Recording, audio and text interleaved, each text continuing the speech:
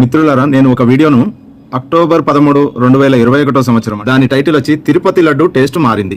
So ఇందులో నేను ఏం చెప్పానో ఒకసారి విందామండి. తిరుపతి లడ్డు యొక్క టేస్ట్ మారింది నిజమండి. ఎందుకంటే నేను 50 సంవత్సరాల నుంచి తిరుపతి లడ్డు తింటున్నాను. 40 సంవత్సరాల నుంచి నాకు తిరుపతి లడ్డు టేస్ట్ తెలుసు. నిన్న మళ్ళీ తిన్నాను. నిన్నటి టేస్ట్ గణనీయమైన తేడా, మామూలు తేడా కాదండి. అసలు తిరుపతి లడ్డు లాగా లేనే లేదు. ఒకసారి ఈ విషయాన్ని గమనించండి మై డియర్ ఫ్రెండ్స్. ఇంకా అందులో కొత్తగా బాదాంలు వేశారు. ఆ బాదాంలు కూడా పొట్టు తీయకుండా వేశారు. అండ్ కలర్ కూడా మారింది. మీరు కూడా గమనించండి మై డియర్ ఫ్రెండ్స్. గమనించి ఈ విషయంలో కొంచెం సీరియస్గా తీసుకోవాలి. ప్రసాదం టేస్టే మారింది అంటే ఇంకా ఏమేమి మారుతాయో మనకు తెలియదు, అంతా భ్రమ. సో ఇదండి నేను పెట్టిన వీడియో.